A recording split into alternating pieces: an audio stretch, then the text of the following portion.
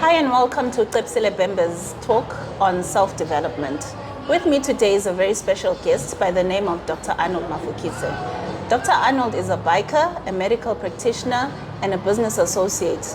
At this point, I'll just allow him to introduce himself to the viewers. Hi, I'm Arnold. I'm excited to be on Cebisile's talk. We'll be talking about self-development. Arnold, so just to get right onto it, I've seen you grow so much in your career over the years. I met you almost a decade ago. What would you say for everyone out there, especially the young people, what would you say are the character traits that you've had to cultivate in yourself to get you to where you are? Thank you. I think two things: embrace agency and avoid victimhood. Embrace agency in the fact that there's a lot that needs to be done in the world, and a lot of us are just waiting for an opportunity when work that needs to be done is just waiting around. And in my life, especially at work, I've been one of those people who takes on the undone task. There is one of my favorite quotes that comes from a book by Jordan Peterson. He says, opportunity often lacks where responsibility has been abdicated. And that's been, without knowing the quote before, that was how I used to conduct my life. Everywhere there is responsibility abdicated, I took that as an opportunity to grow. Number two is avoiding victimhood. Okay. It's so easy to blame everyone, to blame the world, your situation, your background, for all the problems and troubles that you're facing in your life. And my life has not been short of trouble and circumstances that are not so favorable for growth. But I never use that as an excuse. Never had a background that is something that you can be proud of in terms of resources being available. Struggled to go through high school because after my mom passed away, I didn't have school fees to pay for myself over the last year of high school. Struggled during my times in university because I didn't have anyone who could support me financially. But I always found a way to avoid complaining and avoid being a victim of circumstances. So if there are any two things you would want to inculcate in an individual who is growing today, is agency and avoiding victimhood. Okay, you talk about avoiding victimhood and you touched on your background. Now, when it comes to adversity, because I always say life will happen to you at some point, and you decide whether life is happening to you or is happening for you. But that requires a certain mind shift. What would you say is the one thing that has helped you to develop mental strength to say, from this adversity, this is how I'm going to use this energy to propel me to the next stage in life? During my formative years of self-development, just positive thinking was helping. I know that it's not sustainable, but it helped me just to reframe the way you think. Because as you think, you are. So you become. Yeah. So I think our mindset can be changed by refocusing on away from the negative things that are happening to us into the positive things that we want to happen. I always say, when you are looking at life, always ask yourself, where am I? Where do I want to be? How do I get there? The rest of the things, ignore them. Where are you right now? Where do you want to be, which is your ideal future? And what do you need to do to get there? No matter what else comes along the way, you know where you want to go, you know where you are, and you just chant a path forward. I like what you've just said, because you've touched on two very important things in just one sentence. So there you're talking about goal setting, but you're also talking about creating a vision for yourself. So now, when it comes to goal setting, do you think that that has impacted your life in terms of directing you to exactly where you are today? And do you think that without the vision of who and what you wanted to become, you would have actually arrived there? It's funny because I I never wanted to be a medical doctor. I never wanted to be a biker. I never wanted to be a businessman.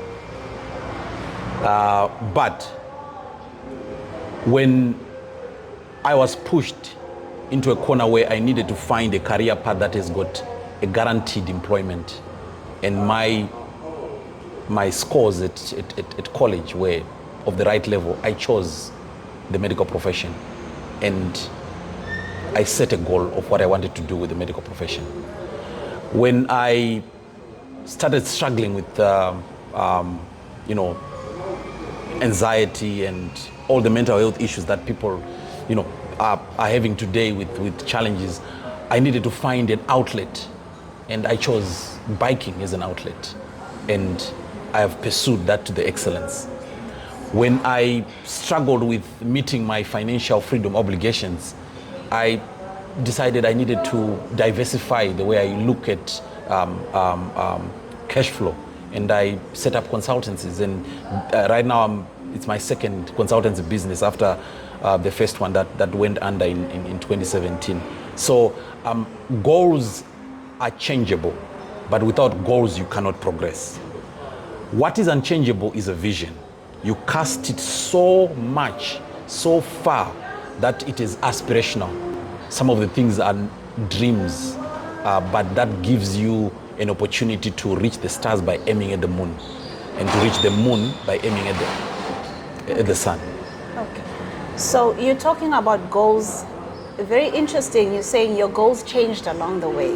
Because oftentimes what I've observed is that people set goals and then they get discouraged when they don't reach them, or they are forced to change the goals along the way. And I often say the mistake that we make as people is thinking that goals are end goals, when they're not end posts, they are goal posts. Mm-hmm. So they will keep changing along the way.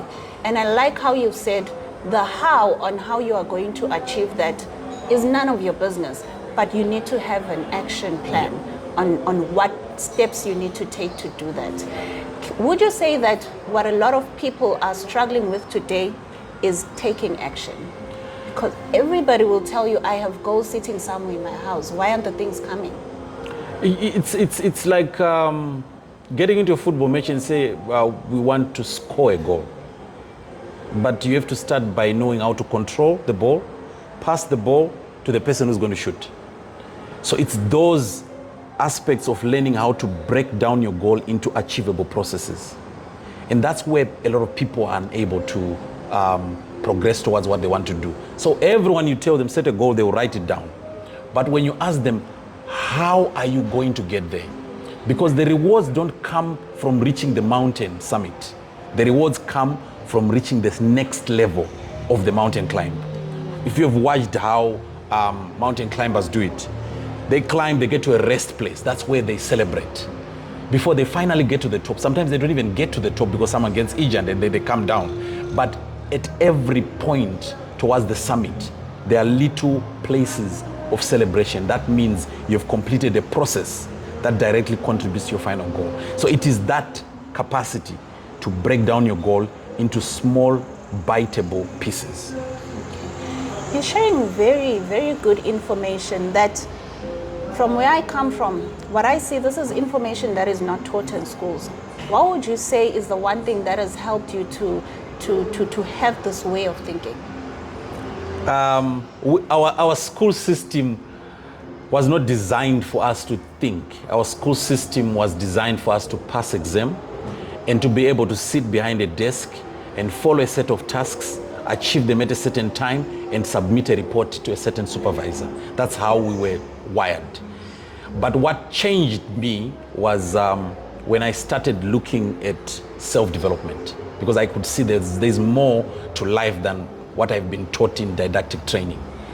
So I started reading books. My first book ever, I don't like reading. I didn't like reading, now I read a lot.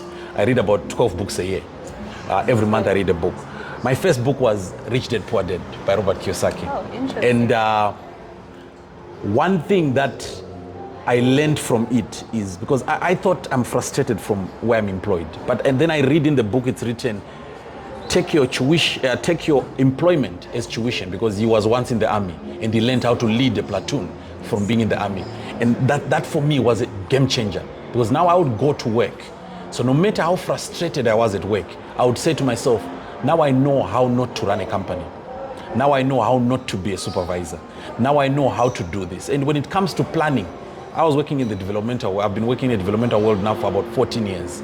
And there's money invested to produce certain outcomes. And you have to be accountable to that money. So people have to invest in a lot of planning.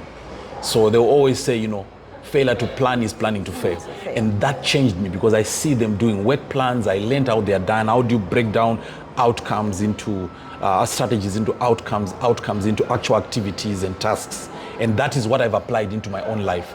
And it's been a game changer.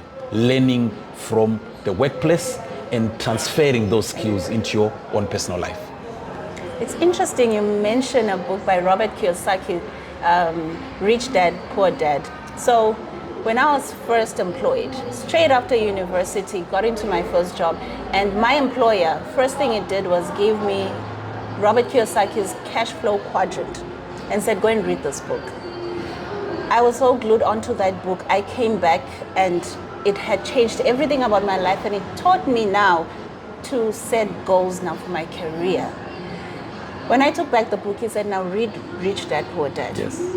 And then told me we now need to start working on your personal development plan.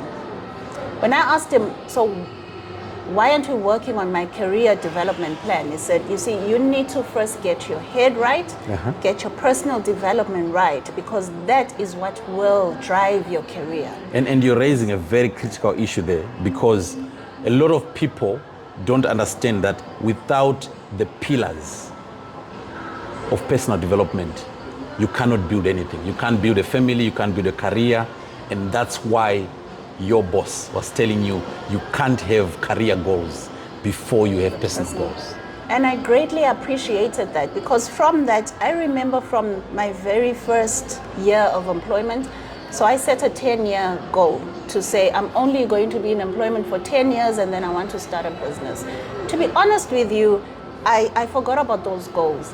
But the power of writing down the goal and putting timelines and breaking it down, I achieved all of those milestones subconsciously, unaware. I came across those goals 9 years later. I had goosebumps just going through them and seeing how I had ticked off everything on the list, even though I had not even gone back to that list, just subconsciously. So I tell people you need to write it down. So take a pen and paper and actually take it out of your head and write it down. And just the power in that, because a person will say, no, I can have it on my phone. But now just taking it back now to the power of the subconscious. So after reading that book, I said one day I'll be in Robert Kiyosaki's seminar. 2019, Robert Kiyosaki is in Joburg, and I find myself at that seminar. And for me, I even posted it and said, this is a dream come true for me, because it took me back to my very first year of employment. So I was very privileged to have attended that seminar, so much such that just 2 weeks ago, I was attending a cash flow. You're talking about the cash flow. It was a cash flow revolution, which is based on his cash flow quadrant book, where he's created a game on how to come out of the rat race, which is very interesting that I'd like people to get exposed to it. This is a game that you can play with your family to teach your children just about the cycle of life and how not to find yourself being trapped in that cycle. And there's an upcoming seminar just next month on the 10th and 11th of May, where Robert Kiyosaki himself is going to be around, and probably for the last time coming to Africa. I love these seminars because the way that they change your way of thinking and the depth of knowledge that you get out of there is so powerful, but the power in them is in how you apply that knowledge. Because many of us go and sit there, attend the seminar, but what do you do with that information?